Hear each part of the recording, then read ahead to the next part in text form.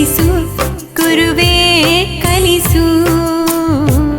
ಕಲಿಸು ಸದ್ಗುರುವೇ ನೀ ಕಲಿಸು. ಕಲಿಸು ಗುರುವೇ ಕಲಿಸು. ಕಲಿಸು ಸದ್ಗುರುವೇ ನೀ ಕಲಿಸು. ಎಲ್ಲರಿಗೂ ನಮಸ್ಕಾರಗಳು. ಕಲಿಸು ಗುರುವೇ ಕಲಿಸು, ಕಲಿಸು ಸದ್ಗುರುವೇ ನೀ ಕಲಿಸು.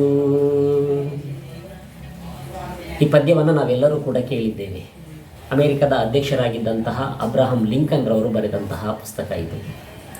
ಇದೇ ಶೀರ್ಷಿಕೆಯನ್ನು ಇಟ್ಟುಕೊಂಡು ನಮ್ಮ ಉಡುಪಿಯ ಖ್ಯಾತ ಮನೋವೈದ್ಯರಾದಂತಹ ಡಾಕ್ಟರ್ ವಿರೂಪಾಕ್ಷ ದೇವರ ಮನೆಯವರು ಕಲಿಸು ಗುರುವೇ ಕಲಿಸು ಎಂಬುವಂತಹ ಒಂದು ಅತ್ಯದ್ಭುತವಾದಂತಹ ಪುಸ್ತಕವನ್ನು ಬರೆದಿದ್ದಾರೆ.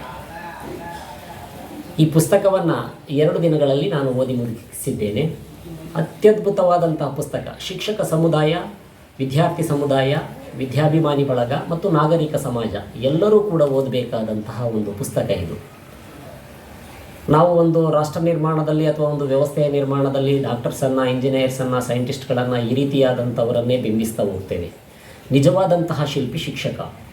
ಆ ಶಿಕ್ಷಕನ ಮನೋಸ್ಥಿತಿಗಳು ಯಾವ ರೀತಿಯಾಗಿರ್ತದೆ, ಕಾರ್ಯಭಾರದ ಒತ್ತಡಗಳು ಯಾವ ರೀತಿಯಾಗಿರ್ತದೆ, ಅದನ್ನು ಪರಿಹರಿಸುವಂತಹ ನಿಟ್ಟಿನಲ್ಲಿ ಯಾವುದೆಲ್ಲ ಯೋಜನೆಗಳನ್ನು ರೂಪಿಸಿಕೊಳ್ಬಹುದು ಎಂಬತಕ್ಕಂಥದ್ದನ್ನು ಅತ್ಯದ್ಭುತವಾಗಿ ನಮ್ಮ ವಿರೂಪಾಕ್ಷ ದೇವರ ಮನೆಯವರು ಇದರಲ್ಲಿ ಬರೆದಿದ್ದಾರೆ. ಕಲಿಸು ಗುರುವೇ ಕಲಿಸು ಇದೊಂದು ಕೈಪಿಡಿ ಅಲ್ಲ, ಇದು ಸಮಾಜದ ಬೌದ್ಧಿಕ ದಿಕ್ಸೂಚಿಯಾಗಿರುವಂತಹ ಶಿಕ್ಷಕ ಸಮುದಾಯಕ್ಕೆ ಅರ್ಪಿಸಿರುವಂತಹ ಕೃತಜ್ಞತಾ ಪತ್ರ ಎಂಬುದಾಗಿ ನಾನು ಇದನ್ನು ಭಾವಿಸ್ತೇನೆ. ಶಿಕ್ಷಕರನ್ನು ತಿದ್ದಲು ಹೊರಟ ಪುಸ್ತಕವಲ್ಲ, ಬದಲಾಗಿ ಶಿಕ್ಷಕರ ಬಗ್ಗೆ ಕಾಳಜಿ ವಹಿಸಲು ಹೊರಟಿರುವಂತಹ ಒಂದು ಪುಸ್ತಕ ಎಂತಕ್ಕಂತ ಹೇಳಿದರೆ ತಪ್ಪಾಗಲಿಕ್ಕಿಲ್ಲ. 4 ವಿಭಾಗಗಳಿದ್ದಾವೆ.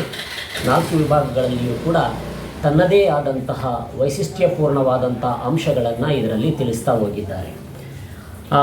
ಇದರಲ್ಲಿ ವಿದ್ಯಾರ್ಥಿಗಳಿಗೆ ಸ್ಫೂರ್ತಿಯ ಕಥೆಗಳು, ಪಾಠದಿಂದ ಆಚೆಗೆ ಇರ್ತಕ್ಕಂತಹ ಅಂಶಗಳನ್ನು ವಿವರಿಸಿಕೊಡ್ತಕ್ಕಂಥದ್ದು, ಜೊತೆಯಲ್ಲಿ ಮಕ್ಕಳನ್ನು ಅರ್ಥ ಮಾಡಿಕೊಳ್ಳುವುದು, ಹೆಚ್ಚಿನದನ್ನು ನೀಡುವಂತಹ ಅವಕಾಶಗಳು ಕೂಡ ಇದರಲ್ಲಿ ಇದೆ.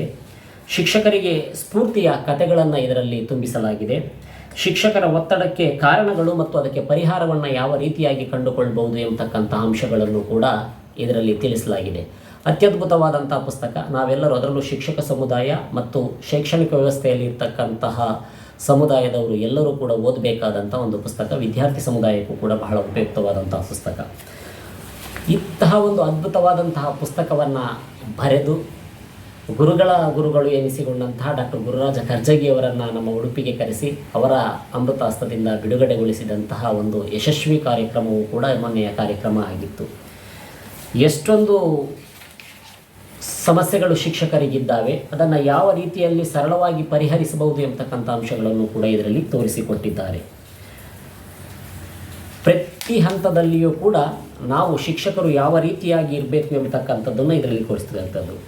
ನಮ್ಮ ಶಾಂತತೆಯೇ ನಮ್ಮ ಶಕ್ತಿ, ನಮ್ಮ ಸಮತೋಲನವೇ ನಮ್ಮ ಶಿಲ್ಪಿ, ಮಕ್ಕಳು ನಮ್ಮ ಪಾಠ ಮರೆತರು ನಮ್ಮ ಮಾನವೀಯ ಸ್ಪರ್ಶಗಳನ್ನು ಎಂದಿಗೂ ಕೂಡ ಮರೀಲಿಕ್ಕಿಲ್ಲ ಎಂಬತಕ್ಕಂಥದ್ದನ್ನು ಈ ಪುಸ್ತಕದಲ್ಲಿ ಬಹಳ ಸುಂದರವಾಗಿ ಚಿತ್ರಿಸಿದ್ದಾರೆ.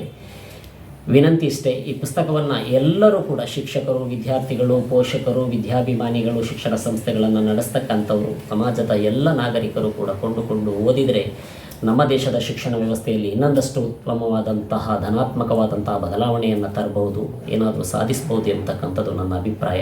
ಆ ನಿಟ್ಟಿನಲ್ಲಿ ಎಲ್ಲರೂ ಈ ಪುಸ್ತಕವನ್ನು ಕೊಂಡುಕೊಳ್ಳುವ, ಓದುವ ಎಂಬುದಾಗಿ ವಿನಂತಿಯನ್ನು ಮಾಡ್ತೇನೆ. ಜೈ ಹಿಂದ್, ಜೈ ಕರ್ನಾಟಕ ಮಾತೆ.